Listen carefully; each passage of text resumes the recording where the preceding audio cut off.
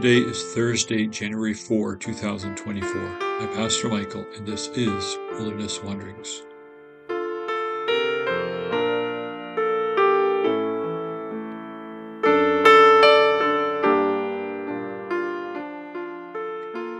Our text is from Luke 2.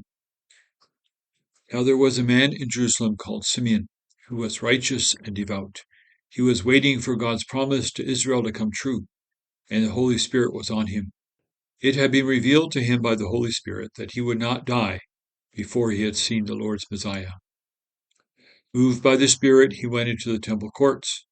When the parents brought in the child Jesus to do for him what the custom of the law required, Simeon took him in his arms and praised God, saying, Sovereign Lord, as you have promised, you may now dismiss your servant in peace, for my eyes have seen your salvation.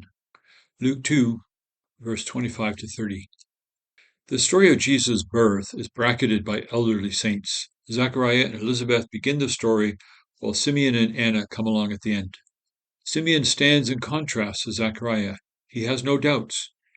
Having been told that he will see the salvation of God, he recognizes this little child in his parents' arms and is overwhelmed with joy.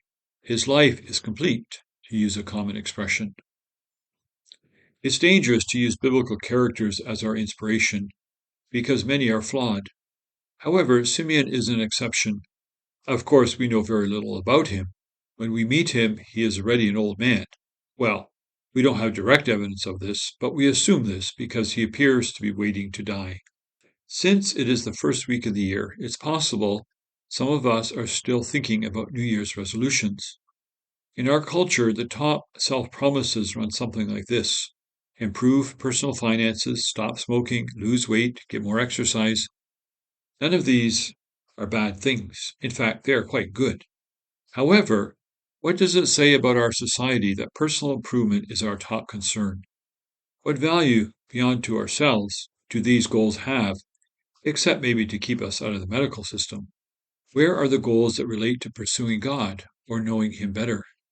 Why do resolutions, for the most part, deal with external matters?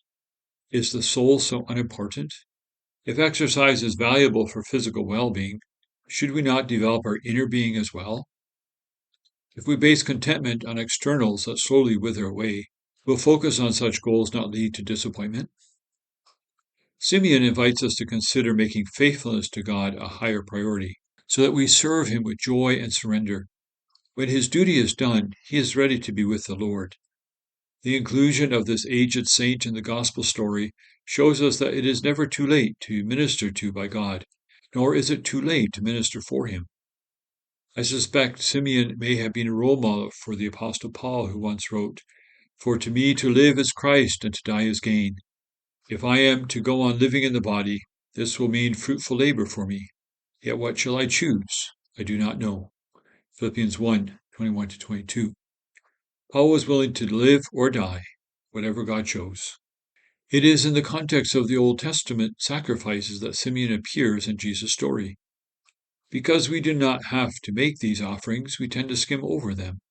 Yet their inclusion reminds us that drawing close to God doesn't just happen. To approach God properly, we must prepare in spirit and body to draw near to Him. John 4:24. One of the provisions Jesus makes for us through His death is a permanent cleansing that allows us boldly to approach God's throne. See Hebrews 10:19-25. The sacredness of approaching God should not be lost. I think it is the key to a life that ends like Simeon's. To truly emulate Simeon's faithfulness and contentment, we need to begin when we are young. We need to take God seriously today. Make it a resolution to let go of any casualness about your Christian faith. Entrance into the salvation of God is a gift of His grace, but living into it takes effort on our part. This story offers perspective on life and on contentment. Simeon, near the end of his life, is still serving God full steam ahead. No retirement. Contentment is not a matter of age or energy level. It is defined by an openness to serve God and to share Him with others. Such a perspective calls for serious reflection. As you journey on, go with this blessing. Though you walk in darkness, may you see the great light. Though you live in a land of deep shadows, may you see light. sunbursts of light. May God increase your life, expand your joy. May you be glad in His presence. May God give you the joy of a great celebration, sharing rich gifts and warm greetings.